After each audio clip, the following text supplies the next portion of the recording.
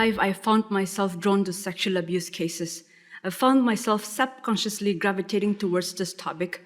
As a young girl, I saw abuse in different homes, recognized it, but was unable to do much about it. In pursuit of higher education and skills, I left my state Nagaland and moved based to Delhi. In the new place, I decided not to talk about sexual abuse. I felt I owed it to myself to lead a more peaceful life, undisturbed by the heaviness of the stories.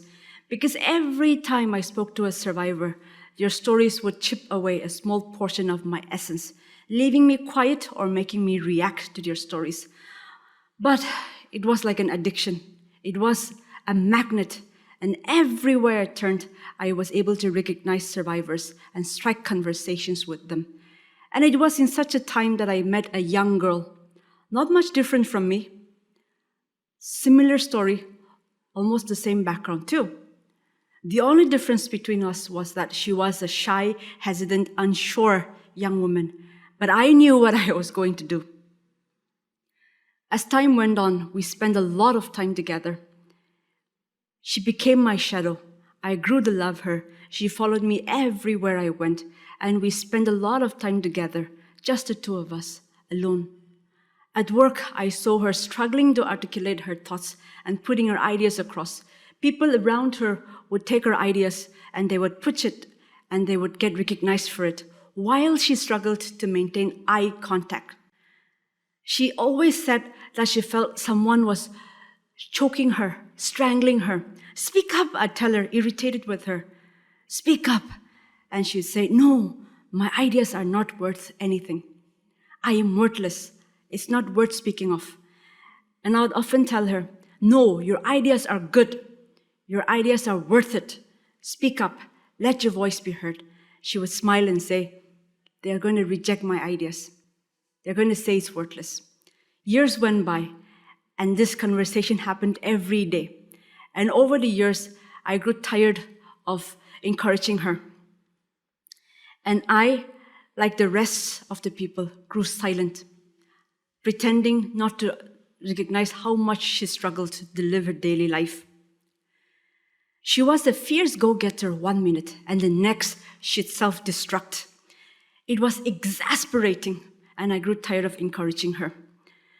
Years turned to a decade. All the survivor stories that I had and taken permission to share beckoned, yet I was unwilling to write about it. Everywhere I turned and talked to people, there was pushback from every corner. People didn't want to talk about this. Some said that it was disturbing, that we should pursue or we should seek happier thoughts. Some said it was a woman-only problem.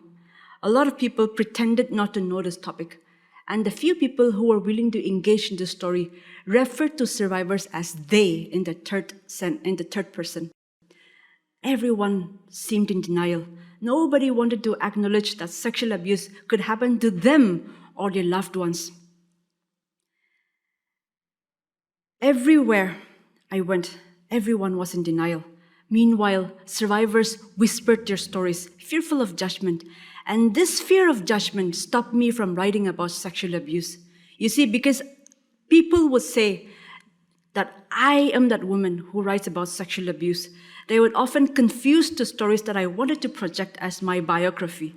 People would call me or label me that poor woman.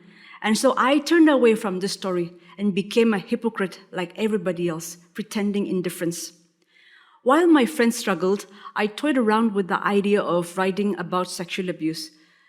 And so she came home one day asking for help. We went to a psychologist, and she spent a great many hours sifting through her shattered self, trying to identify what she was and what she was going through, while I waited impatiently. Because I had 27 survivor stories to tell, and she was delaying me. Over the years, she had changed cities, friends, lifestyle, jobs, even social circles in the quest of finding herself, in the quest to make sense of her life. She left her home, a young woman, unaware that she was running from herself. It wasn't until I merged with my shadow that I realized what I had been through. And I returned to the place where it all started, seeking answers. This is what a single sexual abuse survivor goes through. It can affect months, even decades after the incident. It can be very damaging to the individual, and it can vary in severity according to different survivors. When you meet sexual abuse survivors, and you will, they won't always be bleeding. They won't have any visible wounds either. But, in fact, they will even come across as contributing members, happy contributing members of our society. But talk to them, hold their hands, listen to their stories, and you will undiscover a myriad of psychological, physical, and emotional scars. It was 7 years back that I decided to write The Reluctant Daughter, irrespective of the consequences. I remember talking to a renowned person in my state about sexual abuse and what could be done at our level.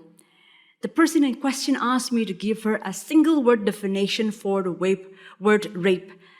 As handicapped as I am with my own dialect, we could find no single-word definition to the best of our limited knowledge. The reason, she said, was that because perhaps sexual abuse-related crimes did not exist in our society in foregone eras. She said that there is no word for the word wool in our dialect, but there is a word miti in our dialect. The reason, she said, was that there is no word for wool because we didn't have to we didn't use wool. But similarly, she said that we didn't have a single word definition for rape because it did not exist in our society in the past.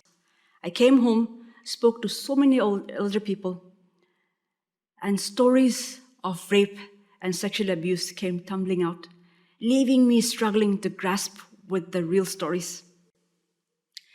People would think because I lived in different metropolitan cities for a large part of my life, I would have gone through abuse in these cities. Yes, it did. You see, I am from a place in our nation which is considered safe for women. In fact, according to different newspaper clippings, my state, Nagaland, is considered the safest place for women in India. Of course, I agree to that to a large extent.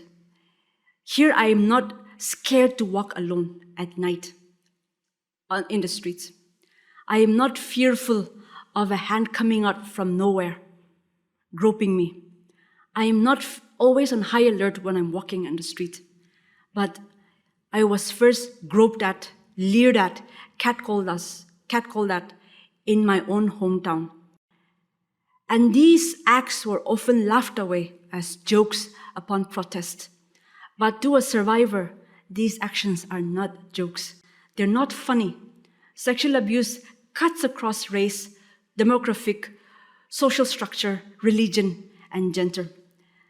Sexual abuse there's so much shame, guilt, pain, stigma, and fear of judgment that survivors keep quiet.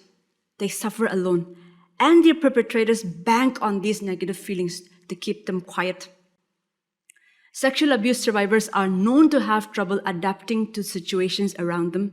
They have very poor mental, social, emotional, and physical health. They have trouble making simple decisions. They lack self-worth, and their self-esteem lay shattered. The simplest of decisions can sometimes cripple them. Their search for validation makes them make a lot of wrong choices. Some display violent tendency. Every case is different, and every survivor responds differently to their situation, which is why understanding and talking about this topic is more challenging. For me, healing happened when I recognized that a lot of perpetrators are themselves victims. Perhaps that is all they knew. I'm not saying that sexual abuse-related crimes is okay. No. Neither am I legitimizing the crimes, but we all do what needs to be done in order to heal. And I owe it to myself and to the people who love me to heal. And in whatever capacity I can, I owe it to the people whom I have grown to love and respect to keep talking about sexual abuse and to keep breaking the cycle. I have the power, you have the power to break the cycle of sexual abuse. I am giving you this power today. Let's talk about sexual abuse, not in harsh tones, not in whispers, but like we would discuss cancer treatment or any other diseases. Thank you.